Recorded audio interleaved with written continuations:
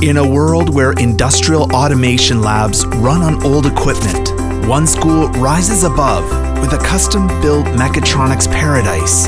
Next on Elevate Iowa, Professor Ben Foley builds the lab of the future. Welcome to the new Iowa. Elevated past old notions of manufacturing. Where manufacturing is exciting, clean, and a career worth talking about. The Iowa Advanced Manufacturing Grant paid for the state's 15 community colleges to focus on manufacturing in new and meaningful ways. And these are their stories.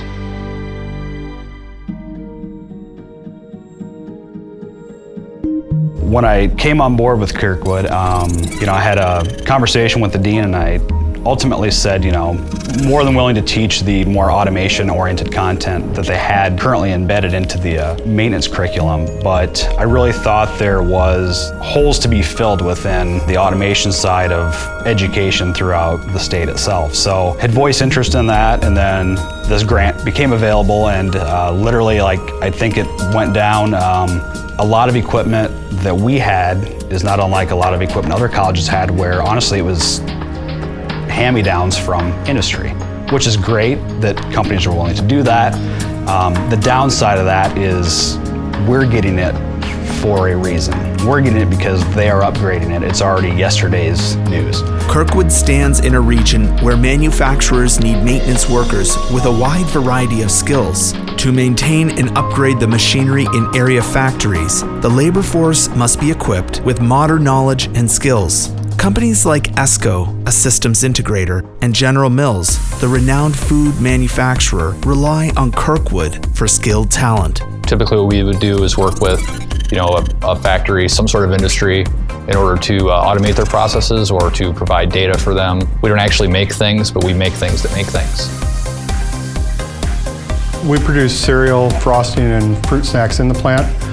We've got 3 different departments and material handling. So we do everything from servicing fork trucks to maintaining packaging equipment, maintaining processing equipment, bulk unloading equipment, all the things it takes to bring ingredients in and ship finished product packages out.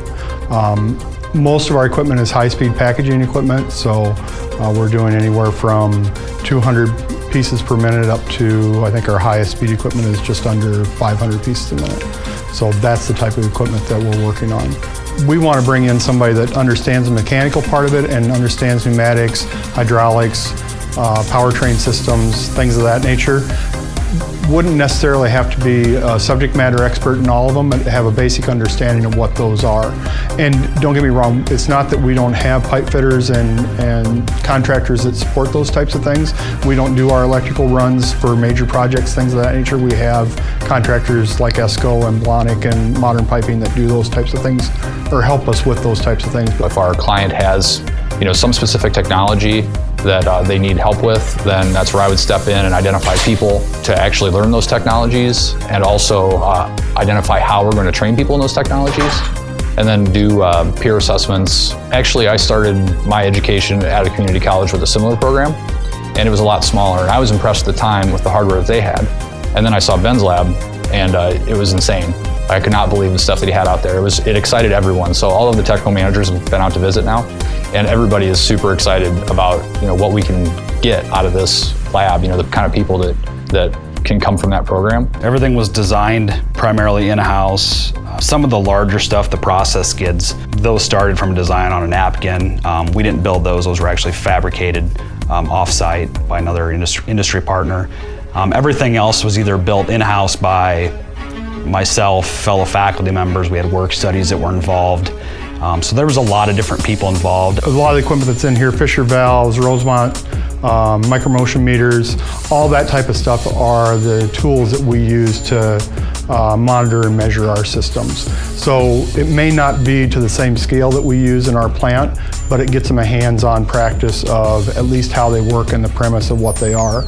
So now when you go from a 10th scale model to a 100 scale model, you're not scared of it when you walk in the plant. Again, going the route we did, number one, really allowed us to come up with some sort of system that was truly modular, had kind of unlimited possibilities. We could add to it as needed.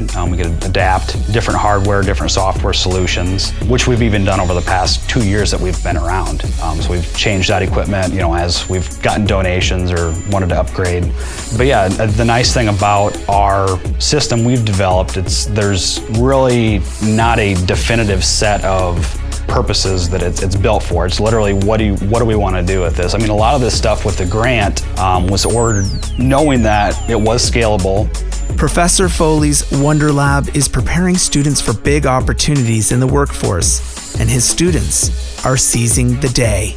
I've learned a lot about electrical theory, the programming and operation of PLCs, as well as operator interfaces that go along with those PLCs, and a lot of code as far as like electrical do's and don'ts. Taking on a new team member is always exciting because we're a small company, we have small teams, so it's really great to bring in somebody new and learn about that person and kind of make them part of the family. What's really great with someone like David is that he comes in with a set of technical skills already, that we don't have to start from ground zero. He's seen it, he's done it. Sure, the skills might need some refining, but in general, we can put him to work on day one. I like doing the programming of the PLCs. I'm pretty sure that's what everybody would say, because that's the fun part.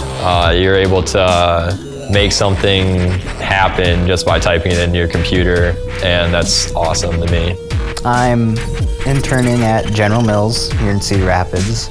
I'm in the fruit department, so we make the shapes like the Scooby-Doo snacks, gushers, fruit roll-ups, and fruit by the foot. What it's like is just whenever there's feeding problems, if it's not homing, maybe the boxes are being crushed, they aren't feeding right, we'll just go over there and we'll tweak with the machines to make sure that they work.